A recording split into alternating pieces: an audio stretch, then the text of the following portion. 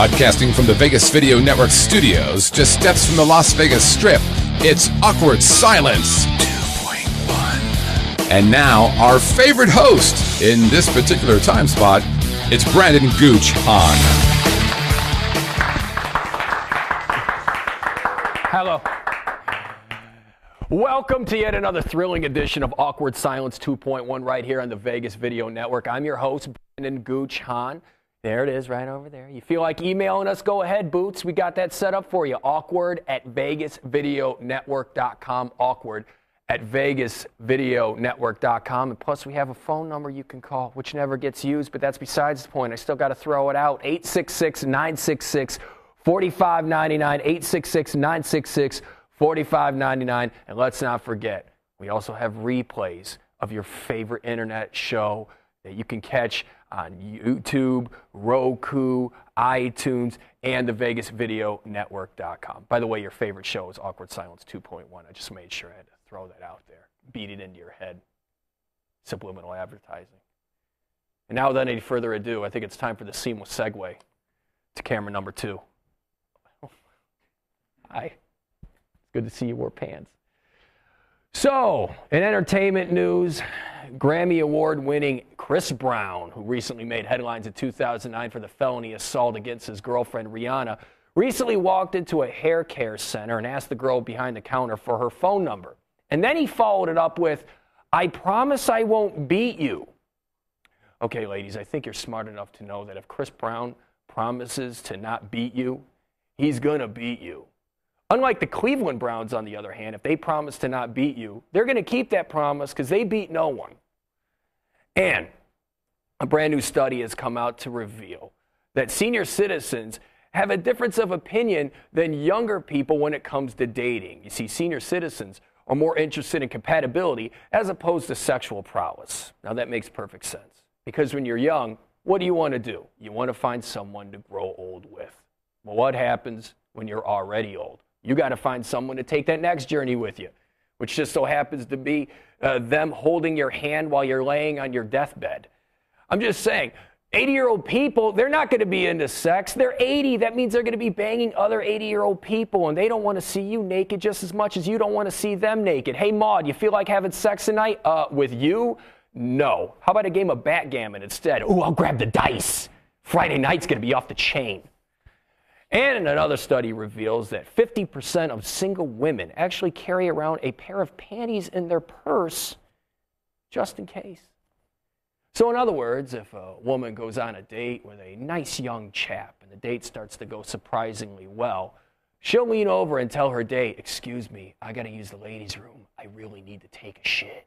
But in actuality, she's going to go to the ladies' room and change into a thong because she plans on coughing up the beef that night. You know what I'm saying, 5 people watching? Now, here's the thing. I'm just here to tell you, ladies, it doesn't matter. There has never been a guy in the history of sex that has managed to get a girl's pants off and then he freaked out because she was wearing granny panties. It doesn't matter to us. It doesn't matter what you got going on underneath your jeans. As long as it's not a dick, we're happy. It doesn't matter what kind of panties you got on. They're just going to end up bunched up next to my bed where my chihuahua's probably going to try and chew out the crotch. It's inevitable. Hey, and speaking of eating healthy is all the craze here in Sin City, Las Vegas, along with America. And we have our very own Courtney Leone. She's going to tell us where to eat. What's going on, Court?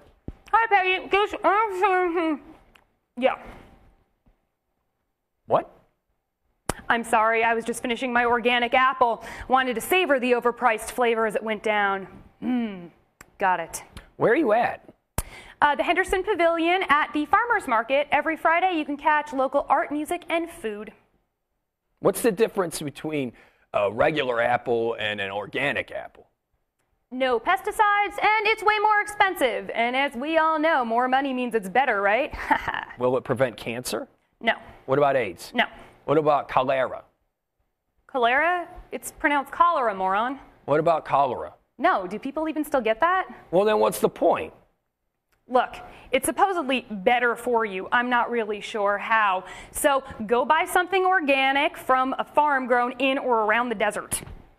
Can't I just go to Whole Foods and pay $4 for an apple?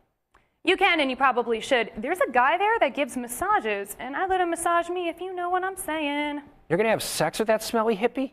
No, I let him massage me. You're a dick sometimes. Courtney Leone, everyone. I think we can all agree it's still a little unseasonably appropriate for a farmer's market. Yeah. So we're going to be back with our headliner in just a little bit, but for now, a station ID. Traditional media believes that after about 3 minutes, you'll tune out. Most Vegas media companies think if it doesn't jiggle, you won't tune in. At the Vegas Video Network, we think both are wrong. The Vegas Video Network is the first and only live online broadcast network that specializes in insider news and expert views about Vegas. We combine great storytelling with the ability to watch when and where you want on your computer, mobile device, or television. Discover the real Las Vegas. Visit VegasVideoNetwork.com.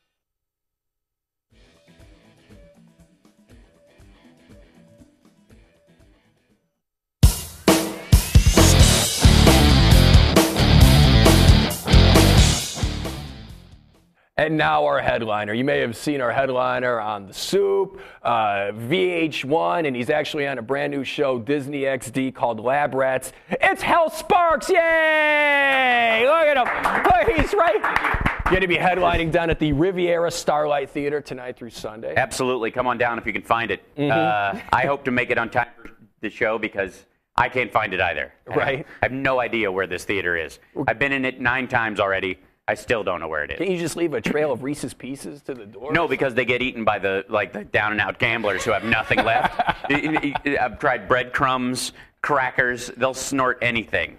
I'm so broke. I need food. Yeah, right. Money doesn't taste good. Yeah, I'll figure something out eventually or whatever. I think basically I think I'm going to plant something radioactive, like plutonium or something in there, and just use a Geiger counter to find my way there. Tick, tick, tick, exactly. That'll work. I like your attitude. Yeah, thank you. This is what Hal Sparks does. Dangerous. It's called break the mold, people, and Absolutely. that's what you got to do to make it in this. Yes, I try to think outside the cylinder. So, you got a lot going on. You got a brand new show on the Disney XD Lab Rats. Yep, it's fantastic and genius and funny, and it's actually even though it's on Disney XD, it's obviously aimed at kids. The creators are 2 of the producers from that '70s show, and the exec producer is the guy who created that '70s show. So it's actually aimed at grown-ups more almost than kids. Right. So it's the family can watch and laugh. I'm a big fan of like old Warner Brothers cartoons because they put in jokes that were like. Aimed at adults over the kids' heads. Yeah. We do that a lot. Well, there would be you're talking about the old Warner Brothers cartoons. I mean, you watch some of those cartoons compared to now. Yeah. I mean, oh my God, they would have like Bugs Bunny doing Al Jolson. I mean, you do that. Like, shut up, Bugs. Right. You're going to get the wrong idea. Right. Well, they did get the wrong idea back then. They were for it. That was the problem. Exactly. They're like, that would be so offensive now. It is offensive. It was offensive then. But the people it offended had no power. Right. What I mean? They could barely eat, much less complain about what was being played at the movie house.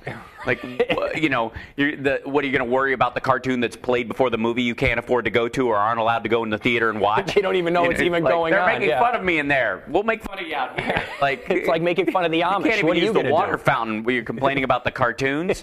So understand that this idea that somehow it was so much simpler back then without all this political correctness and with lynching. Like, you know what I mean? Like, at a certain point, you got to go, it was wrong. Right. Yeah.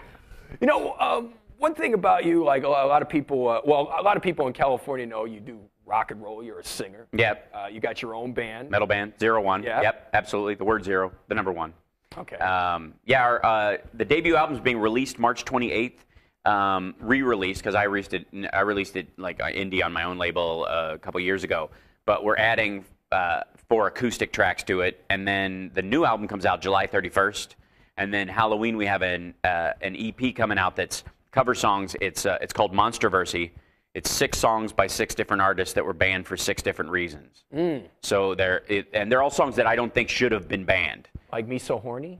No, who gives a crap? But like Suicide Solution by Ozzy, for example, like they won't play that on the air because the word suicide is in it, even though it's an anti-drinking song. Right. It's technically not. It's positive. It's actually a well thought out. He's saying that drinking is a suicide solution to your problems, but nobody cares. They just heard the word suicide and they But just that's wipe away. usually how it goes. I Right. mean, it's the same thing when people get upset by a joke. Like, you'll say something and the joke, and but you're completely forgetting, like, the lead up to that, and all of a sudden people get the wrong idea. They always want to catch on to the last part of the song. Yeah, well, I had a joke about the date rape drug for a long time. And it was All right, cut. We're not talking about that. No. Yeah, sorry. And the way I did it originally, I literally had to reverse the punchline and put it in front so that the audience wouldn't think I was pro roofie. Mm-hmm. When the idea, obviously, if you watch for the last half hour, there is nothing I've said that would lead you to believe that I am pro roofie in any way. And so, but people would go, oh, and I'm like, you don't even know why you're moaning. Right. You don't even, you're groaning about a joke and you don't even understand. You heard a word and you went, oh. And you're like, I'm tired. That's like watching the news and somebody goes, there's war in Syria. And the word war comes up, whoa. War. Like, we're not for it, dickhead. We're just telling you it's there. But that's exactly what it is. It's just like one word. And just like in the songs that you were bringing up, what are some of the other tracks that you got going on? Well, we're doing Better By You, Better Than Me, the Judas Priest song. That was actually initially that was a cover. The one where the two kids supposedly had backward masking that told them to commit suicide. And it wasn't, and it didn't, and it clearly didn't. And when the judge said the only thing they could discernibly hear in the song that they could make out was the words "do it." Mm-hmm. Well, do what? Open your own coffee bean? There's right. Why does that immediately zip Can't your it head? Be positive? Do it. Yeah. But I should buy shoes. I should mow the lawn. Is Nike now, driving everyone to suicide? Ultimately. So that was absurd. We're doing She Bop, the Cyndi Lauper song, which is about females masturbating because they do. But it was on the PMRC's. Let's get Courtney on the phone. Does she? It was on the PMRC's Dirty Dozen. It was on the list of the 12 worst songs to come out that year. The 12, and this is the year, by the way, Cannibal Corpse released their second record. So I mean, the idea that you could have a Cyndi Lauper song in that year was one of the top 12 songs that was horrible, and it's just simply about Dancing with Myself by Billy Idol. Exactly. He's basically saying, I'm jerking off and flushing it down. It's my Best Friend by Jellyfish is probably the single greatest masturbation theme song ever. He's literally singing a song to his right hand and his penis. It's really funny. But the idea is that romantic gesture. The idea that the PMRC went, this is terrible. Mm-hmm. This might as well be a snuff film. You're like, calm down. I understand that there's a level. There are things you say in front of children and you don't say in front of children. Mm-hmm. There are things you don't do in front of children and old people that you do on your own. And it's and I have no problem with setting standards for that kind of behavior and going, okay, the airwaves are one thing, cable is another thing, the internet is another thing. But at a certain point, when you're overreacting to it, you're actually drawing more negative attention to it than you would have in the first place. And the idea, like a Virgin came out and there was, remember that big firestorm? Because what if my daughter or my son comes up and goes, what's a virgin? You're like, then you tell them. Yeah, right. I don't know. It's just, I think what it is parents, they freak out, especially when entertainment, music in general. They're the ones that are breaking down the birds and the bees of these kids. Mm-hmm. And then by the time the parents have the conversation with them, it's too late. Yeah. Yeah. Well, Dylan Ratigan was talking yesterday on MSNBC about how the fact that most of the problem we have with, gay rights in this country or the contraceptive issue that just came out has to do with the fact that we're so uncomfortable about talking about sex. Mm-hmm. That America is based on that, the Puritan idea, the literally religious fanatics coming from England because they weren't fanatical enough there. Right. Coming here to be nutty. The Quakers, the Pilgrims themselves were all way off the charts. And so we're born from that in some respect, and we've never quite gotten over it. And so there's this kind of like, but then Alan Watts says that, Christianity is the deepest form of kink because nothing's kinkier than making sex dirty. Mm-hmm. If sex is just a normal act between two people, it loses excitement for those. It's the same thing when you got to have a beer before you were 21. It's so much tastier. Right, exactly. And then after that, you're like, this is just making me fat and slow. And it was making you fat and slow before that. You just didn't see it coming because you were too new. It was just much more enjoyable back then. Well, because you could tell yourself you weren't getting fat and slow. I'm beautiful. Right, yeah, and so are you. So I was going to ask you, what do you enjoy doing more, or what are you more proud of? Either your stand-up career or the fact that you have made it and you actually have a following in the rock and roll world? Yeah, each one they're so separate. They're all of them are different expressions of emotion and art. Like you can do things in playing in a metal band you can't do in stand-up. There's just no way they'll cross over. You can do annoyance in stand-up. You can't do annoyance in music. You can do rage in music, and you can do sorrow in music, but you can't do rage and sorrow during stand-up. There's a variance in level of, and both are important though. You got to deal with the things that annoy you and the things you're enraged about. You can't crisscross a lot of times, or you lose your audience. And stand-up is for the things you're annoyed at, and you find, don't fit socially with what you're trying to do. And Bill Hicks and people like that have gotten to the point where you can deal with those issues in a heavy way, but you have to deliver them in a way that they're just annoying. Right. If you get to rage, it's not funny anymore. It's scary. But yeah, it's sad actually. You go, okay, this isn't stand-up anymore, and you can see it when people get to that point. Right. Like Kramer when he flipped out. Well, that was different. That was just panic, and that's what happens. And you've done stand-up for a while. When you see a new guy go past his comfort zone, the panic that sets in. And that's exactly what happened. He thought he could leap from open micer to Lenny Bruce. Right. In that moment, because Lenny Bruce could have that moment and get away with it. Doug Stanhope could get away with that moment and have it. You know what I mean? I don't know.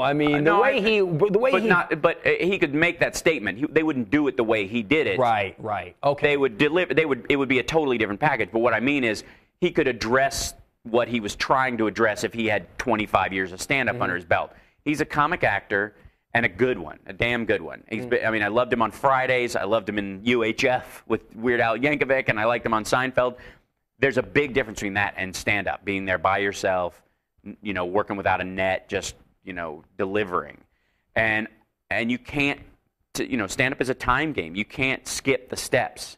You can't go, I just started and I'm ready for an hour, or I'm ready for my next hour, or the hour after that. It takes years to get it. It's like almost your nervous system has to be cured over time to deal with it. And he thought he could leap past that point because I've been on Seinfeld for 12 years or whatever it was, and you can't. No. And when you try, it's like watching Evel Knievel jump a chasm that he has no business. You know what I mean? Instead of doing a rocket motorcycle that I've designed and built for this task of jumping the Grand Canyon, I'm going to try it on a pedal bike. Right. And just convince myself that I can make it, and just fiercely get the red, white, and blue costume. I'm doing it. And then and the whole world is going, wow. And it would probably get just as many hits as Kramer's rants. So I mean, it's like, because that's what America loves. Because we have gossip is a disease, and it's better than dealing with your own issues. You know what? Speaking of that, I like this segue because you were talking about speaking of your own issues. You're straight edge. Yeah. And one thing. And I mean, that means no alcohol, no drugs, nothing. No smoking. Right. No smoking, nothing. But you're a huge marijuana advocate. Yeah. Like you were one of the guys at the forefront of it, saying, because I mean, obviously, you're a voice, you're a celebrity. Having someone like you on their side means a lot, and it means. And honestly, I think it's a great thing for someone who's not to come out and say, hey, look, we can use it to make clothes and paper, and we could save all this money doing it this way, because instead of having some, moron rock singer, come in. Clearly, Well, that's the problem that, I work with the Marijuana Policy Project, MPP, and they're one of the biggest advocates. They and Normal and are the two big, legalization organizations in the country. And to me, it's a fiscal issue and a public health issue. Beyond the idea that whatever you do to your body, as long as you don't get behind the wheel of a car or operate heavy machinery or try to operate a crane while you're stoned, that's then it's none of my business. If you don't show up for work and you can't get a job or whatever, it's not affecting me long term. That's your responsibility. That's your life. If you get behind a car, you get arrested, just like drinking. There's no mystery to it. But in the state of Nevada, for example, you're looking at, what is it? Probably your starting teacher salary is probably 20 grand, 23 grand, something like that. It costs $50,000 a year to house a nonviolent drug offender. For court appeals, public defender, the actual prison space, whether they're in state, county, or they're sent up to the federal level, or the penitentiary, the state penitentiary. So you take one pothead out of jail, you can afford 2 teachers in a classroom. And what's going to help you long term to curtail a drug abuse problem? Because not all use is abuse.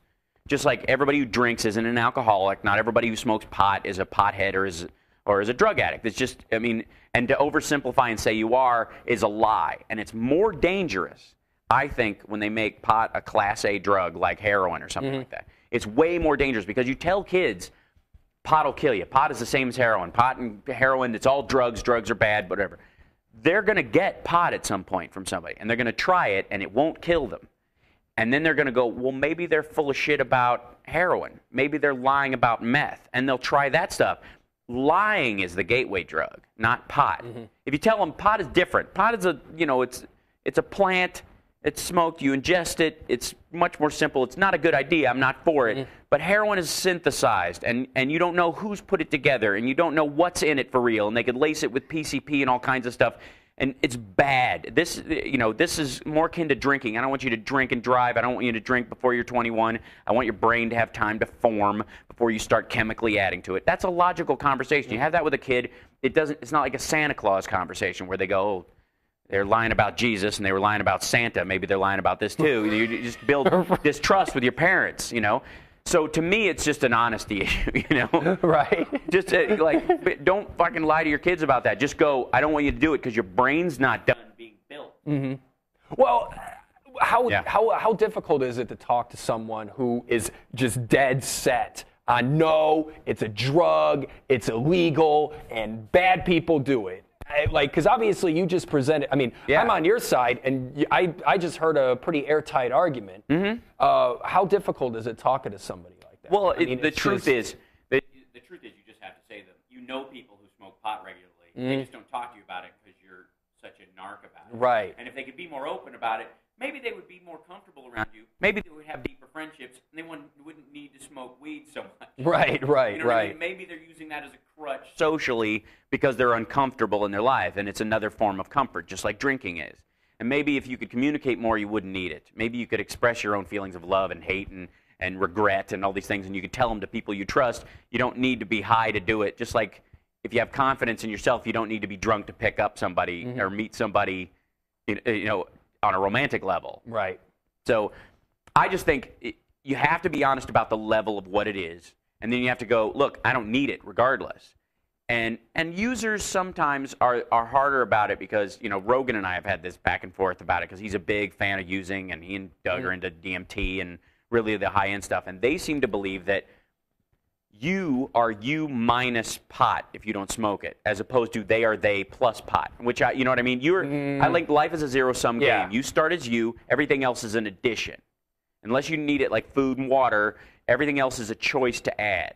And it's not like you're missing out, because you're not missing out. You're you. They're adding something, and that's their opinion, and they're welcome to it. But in theory, see, I hear that kind of opinion where it's like, I'm just not the same without it. That's just someone who's just making up excuses for everyone to buy into what they're saying. Now, granted, I know people out there that tell me all the time, I can't go on stage unless I've had a bowl or two. And I'm like, all right, well, I can't do that. Well, obviously, all you're doing is curtailing what your brain does.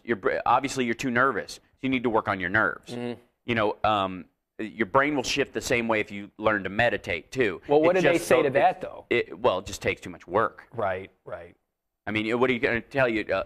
You can rent or you can build your house from scratch. If you build your house from scratch, you get to keep it. If you rent, anybody can take it away from you anytime. That's the difference between doing drugs and not doing drugs.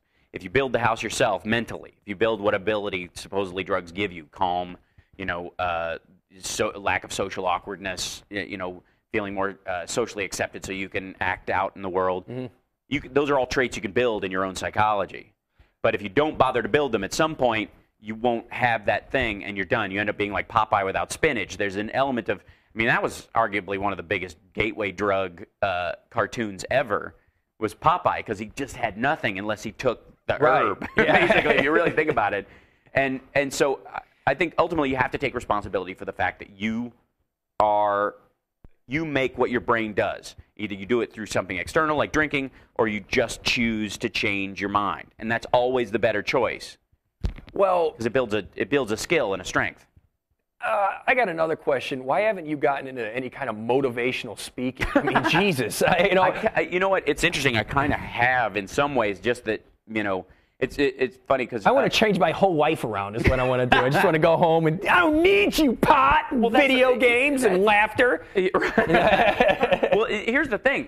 I love playing video games. I love hanging out with friends. I love doing all the things you would almost associate with somebody who smokes or drinks or whatever. I just don't do it. And it never has become a necessity. As a matter of fact, it's always been better because I feel closer to the people I'm around. Well, the funny thing about it is whenever I used to be heavy into pot, loved it, and still do kind of. But it's like, but the thing is when I remember when I quit, I was like, no, I'm not going to do it. And I'm not going to, because every pothead has, I'm going to get my life back on track or whatever. So when I stopped doing it every day, my pothead friends were like upset, like I just cheated on them or something, That's true of any step you make, no matter what. I mean, it's not exclusive to pot. If you work in an environment and you get the promotion because you bust your ass to get that promotion, there's going to be a level amongst your coworkers of fuck him. And actors run into this a lot because you get used to comics run into that. Right. Yeah. You run around with a group of comics. You all came up together. You're all busting your hump. One of you breaks through. When I got Talk Soup, that was the thing, that it was shocking. But everybody took like 2 steps back. There was this weird, suddenly I wasn't me, I was somebody else. Because they all thought, well, we're supposed to fail together. Yeah. And if you bust through, there's a little bit of, it makes them, they have 2 choices. They have to believe you're special, or they have to believe they're not working hard enough. And it's way easier to believe you're special because it lets them off the hook. Right. And most people will go there. And the same thing with anybody you drink with or you use with, they're going to kind of go, well, nobody can really shake it. And if you shake it, then they have to go, well, he's different. He wasn't ever one of us. Versus, I could shake it too if I just got off my ass and tried. And that's true, like I said, almost everywhere. Whether you pick up basketball with friends and you just happen to be really good and you go, I'm going to actually go play on a semi-pro team. What are you talking about? I'm going to go play on the WNBA. Right, have a life. It's a different animal. So we got to get going, but I got to ask you one more question. So Betty White made all these headlines because she said, "Why do people say grow some balls? Right, balls are weak and sensitive vaginas." That was not Betty White's line. No. That was Hal Sparks' line. It was lifted in his DVD Charmageddon. Yeah. Like, when you hear people say that, you're like, ooh, Betty White! You're lucky you're 90 or I'd kill you. Well, you know the nice thing about social media now, which is, like I had a joke stolen by Bill Maher's writers in the 90s. And it ended up on the list of the top 100 jokes of all time in GQ, attributed to him from the show, from Real Time. I mean, from Politically Incorrect. And that was when I was like open micing in LA, and these writers from his show used to come down and just take notes. Yeah. And it was, they'd sit in the back with their fucking jackets on, writing down everybody's jokes, just not just mine. And we'd watch, 2 weeks later, your joke would be on the air because we're all writing new stuff, we're all building acts, whatever's in the news.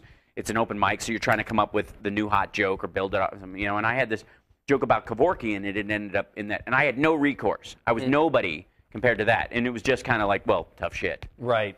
But now with Twitter and those kind of things, I had more people, leaping to my defense, and I didn't have to do anything myself. They're like, that's not her, that's from him. Yeah. And she had somebody write that for her on a bit, on a sketch, and that was lifted from his. It wasn't even her fault. Right. You know what I mean? It wasn't Betty White that said that. That was, that was a writer lifting my bit and giving it to her because her saying that is hilarious. And that's fine to some degree. I don't blame her at all. She's wonderful. And I think the arc of her career is something we could all aspire to. I hope to God when I'm her age, I'm having a third renaissance or whatever in my career. Good for, her. So, but the writers were all, comedy writers can be some of the worst because when they get in a pinch and can't come up with something, they troll stand-up shows. Oh, for sure, yeah. and they pick on people who aren't known. The only times that it changes when they go after somebody like me, or they lift an Eddie Izzard bit, or they lift something like that, and you go, wait a minute, that's his bit. Mm-hmm. That's it. That was on this special, and all of his fans go, well, no way. But the worst is when they go to the open mics. Yeah, and they attack the people that are trying to climb up. Yeah, openers it's like a shark feeding frenzy, and it's the worst. And I've seen it so many times. I'm like, that's my friend Mike Bundy's joke. I saw him do it. I saw you fuckers in the audience when he did it. Yeah. And it's on TV the next week, and now he's had his an awesome bit just sniped. Now it's been on the air, not attributed to him. Now everybody's like, that was one of that was on Leno the other night. Yeah. You're like, yeah, it was on Leno. I wrote it. Yeah. No, it's really frustrating. And like I said, I'm glad I broke through because I have some recourse. But who I really get pissed for is the guys who are humping, trying to because they're good, and then they try to break through, and you have these guys who sucked at stand-up and are now writing monologues for the late-night guys or other folks. Those are the guys who are the worst because they failed at what those guys are trying to do, and they just go in and feed off them. It's awful. No scruples. None. Well, We've thrown them out before. We used to chuck them out of a place called the Kindness of Strangers. Literally shirt-collared them out the door. Well done. Yeah. American. So he's got a black belt, too. He'll kick you in the face. 3 of them. That's another show. I like that. 3 of them. Yeah. All right. Well, Hal, before we leave, we like to play a little game. It's called 3 Under 30. This is where I ask the guests 3 questions that you have to answer in under 30 seconds. Okay. All right. Here we go. We got it ready? Ready. All right. Here we go. First question. Who played Arnold Drummond on Different Strokes? Arnold Drummond. Oh, well, I mean, Gary Coleman. There you go. There you go. All right. He should just be left at just playing. He was a security guard in Hollywood as well. I mean, just keep that in mind. All right. Who is the lead singer of 01? Think about it. Think about it. Oh, yeah, me. Yeah. All right. Now finish this song lyric. I believe the children are the future. Treat them well and let them lead the way. No, I'm sorry. It's bitches ain't shit, but hoes and tricks look on these nuts and suck the dick. Oh, you were so close. You know what? You were so close. I just don't know pop music the way you do. Well, Hal Sparks is going to be headlining. Satellite radio, otherwise I won't know any of the tunes he knows, but then neither does anybody else. Hal Sparks is going to be headlining down at the Riviera Casino at the Starlight Theater tonight through Sunday. Go check him out. HalSparks.com, and you can also check him out on his brand new Disney show on Disney XD Lab Rats on television right now. Hal Sparks, thank you very much, brother, for coming by. Oh, my pleasure. Yeah, sorry we didn't talk about anything substantive. Well, next week we'll be back at 1 o'clock right here on the VegasVideoNetwork.com. Don't forget you can catch replays on this show on Roku, iTunes, YouTube, and like I said before, VegasVideoNetwork.com. Next week our guest is Elaine Boozer. We'll see you guys next week, 1 o'clock, VegasVideoNetwork.com. See you guys later. Bye-bye.